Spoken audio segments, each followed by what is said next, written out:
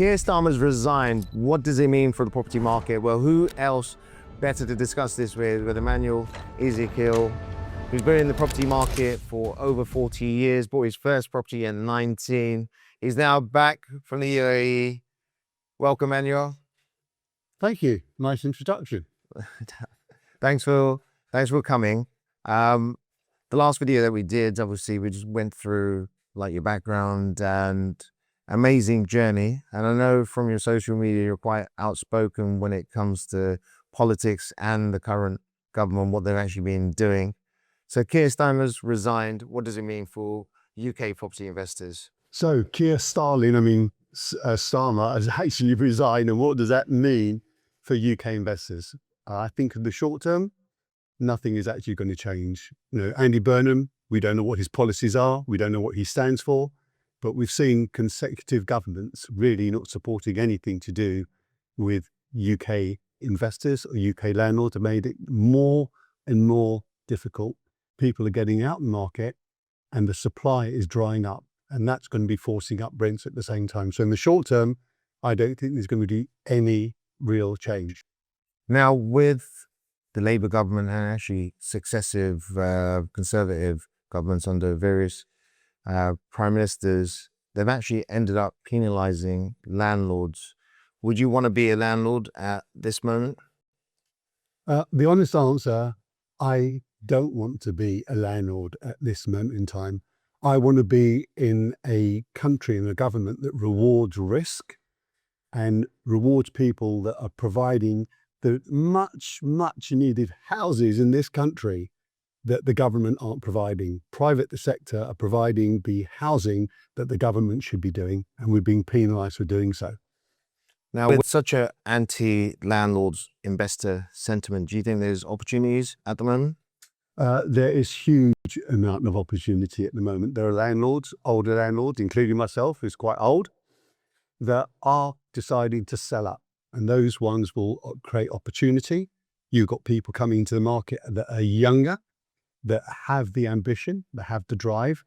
And there will be other ways to make money from property, not just the vanilla buy-to-let that we've known. There's different market conditions and opportunities and business models that you can now implement in the UK. Now, we were actually in the office looking at a couple of auctions that have gone this month. And there was a vast amount of lots that were withdrawn or did not sell. And then when we inquired on them, we could actually pick them up a lot lower than what the guide price was. Do you think by just buying some vanilla buy-to-lets, but picking up a decent price, putting in the right structure, is a good opportunity for investors?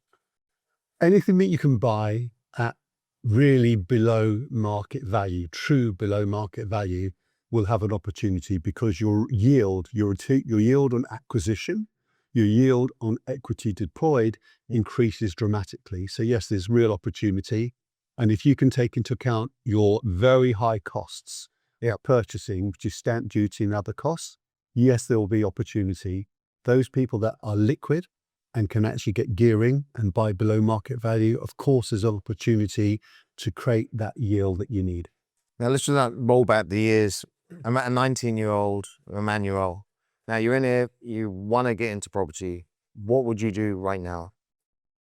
If I could turn the clock back to where I was 19 and buy in these market conditions, I would first set up a business model to work out what model works in the current marketplace. The vanilla buy-to-let, for most people, if they're starting out that don't have cash, you can still use leverage, which is mortgages, but you still need to have your numbers, make your numbers work. And the numbers don't work on a vanilla buy-to-let. So things like HMOs, where your yield and your return, and because you've got multiple rooms, you can weather the storm if you have one tenant that leaves or doesn't pay.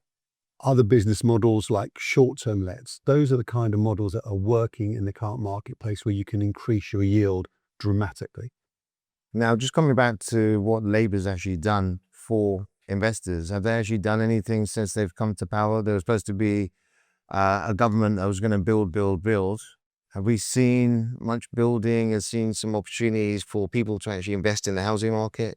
Well, both as a property investor and a property developer, I haven't seen anything that the government should be, that with all the houses, was it 1.5 million houses that are going to bring within the 5 years?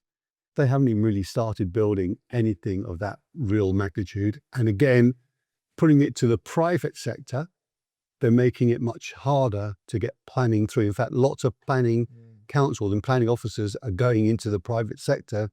So we've got even less people to push through the planning. Yeah, no, I agree. And then I saw a stat in April 2026, 6,000 construction companies went bust. And I believe there was a significant developer went into liquidation a few weeks ago. It just doesn't seem to be the margins there. Inflation, lack of qualified labor has just really and truly damaged new build construction. Would you agree? I would agree. What I would like to have seen the Labour government think completely outside of the box, like we do in business. Do you think it'd be a great idea if the government put an incentive in place with private developers and gave them a guaranteed return for building those properties to bring it to the public sector? Do you think that might increase the housing supply and a more scalable process? Yeah, no, I agree. I think the biggest issue the UK has is you get a government that's in, they come with a 5-year plan. And in this circumstance, if the PM changes, and I think we've had numerous changes probably in the last 2 governments that we've had in power, then the plan for that duration changes. Where one thing I like about the UAE, they have a 35-year plan, and they've stuck to that 35-year plan, and you can see the impacts of it. And I've been going to UAE from the early 2000s, and I'm just astounded with the amount of development. Do you think the UK would benefit with a consistent, coherent plan, such as what the UAE has? There's no question that the UK would benefit from having a coherent plan. And the UAE doesn't have a 35-year plan. They started off with a 20-year plan that they've fully implemented. They actually now have a 40-year plan, and they're now accelerating that 40-year plan. So they have consistency. They're able to adapt very quickly. In the UK, it's all about votes. Even Kier Starmer, if you actually look at what happened within the Labour Party, they voted him out, not because of what is best for the country. They vote him out because they think Andy Burnham is going to be able to get them re-elected. So they're more interested in keeping their jobs than providing the stability the country actually needs and the growth that we need. I agree. Now, if you were to speak with the new PM that's incoming, and you wanted to get across some points that were going to improve being a landlord, being a developer, investor in this sector, what would you suggest? So if we look at the Labour government compared to other governments, most governments run as a business. There really isn't anybody in the Labour government that's run a business. So if you want to encourage growth, you need to invest in the country, make it easy for people and entrepreneurs to put money into the economy. What's actually happening by increasing taxes, making it more difficult, people are withdrawing their money and investing it in places that it's easier for their money to grow. So my suggestion would be look at how to encourage entrepreneurs to invest and make it more favorable for them, reduce taxes, because that will increase right across the board. The property market is the foundation of creating wealth in the UK. It brings so many jobs all the way through, not just in construction, everything around it, and the money comes and flows back into the economy. So the housing market, the property market, the development market is a key fundamental foundation of this country growing and creating wealth again. Yeah. Well, thank you for coming, guys. If you enjoyed that video, please hit the like button, subscribe, leave a comment. Immanuel's details will be in the description, and we look forward to seeing you in the next video.